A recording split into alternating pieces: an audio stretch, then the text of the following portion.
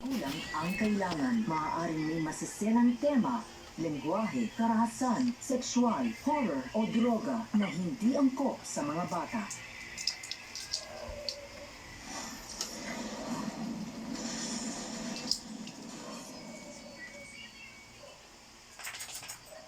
Alam mo, gusto ko lang naman yung tumulong eh. Pero bakit parang sama-sama ako sa kanila?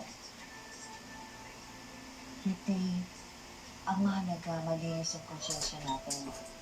Alam natin sa sarili natin na wala tayong ginawang masama. Tingin ko wala namang kasalanan si Ate Pretty tsaka si Aling Alma.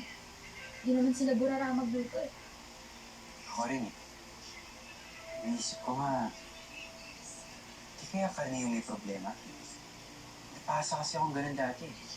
Sa Karne nagsisimula yung contamination ng pagkain. Teka, saan kayo bumili ng kaming baboy si Lorna? Baka dapat doon tayo mag-imbestiga. Hindi ko alam. Ali, Alma, nakita po namin si Ate Lorna bumibili ng pagkain sa palengke. Pwede po tayo doon magsimula. Bigyan mo ako ng 20 kilos, ha? Pero discountan mo pa.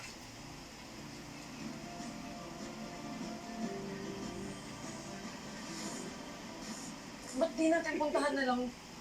Tingnan natin kung anong meron doon. Sige po, tara. Puntahan mo nga din. Tara.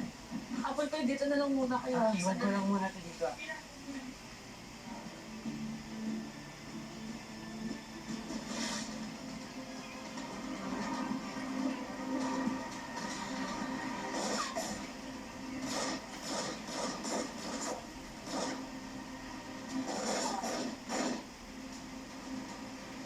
Kahit naman ho, maayos yung pagkakaluto ko ng adobo. Siyempre nag-aalala pa rin ako kasi sumama yung mga pakiramdam ng mga kabarangay natin. Eh, kaya nga kailangan natin malaman ng punot dulo ng pagkakalaso nila. Kaya kung may kasalanan tayo, pananagutan natin. Ay, Aling Alma, doon po. Doon po binili niya Aling Yan, Lorna yan, yung... Opo. Doon po binili niya Aling Lorna yung karne na ginamit sa adobo. Nagkakasala naman ako ng maayos ah. Nagkahanap po ulit naman ako ah. Sir, ano po nangyayari dito? Nagkahanap po sa itong bento na ito eh. Nagbibenta ng vodka. Botcha? Opo, babalsin na makausap ako sa iyo sir. Sabi ko na nga ba namin, Alme, si Lorna na naman ang may pakana nito. Sino mo bumili ng botcha? Eh, bakit naman niya gagawin yun? Alam niya pa ng double dead yung baboy. Ano eh, Alma, siyempre para malaki yung kickback niya. Yung perang dinonate sa kanya, aba, dito niya diniretso para yung isukli nun, sa kanya mapupunta. Ate Pretty, kailangan mo pakita yan sa mga taga-barangay para hindi kayo sinisisi nila. Talaga. Hindi ano pa. Sir, naghahanap po yun po ako. Nakikusap po ako sa inyo, sir. Sir, nakikusap po ako sa inyo. Hindi po kunin sa pamilyado ako, sir. Sir, nakikusap po ako sa inyo, sir. Ayan, mga kabarangay! Ito yung nagbebenta ng botcha, tsaka bumili si Lorna. Ayan, yan ang mga ebidensya, oh. Ito, sir, oh. Ito yung pesto. Baho, di ba? Lorna, kapal ang pagmumukha mo. Dito, oh.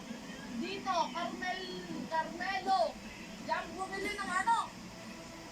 Diyan bumili ng botcha si Lorna para mapakain sa may barangay Palangga.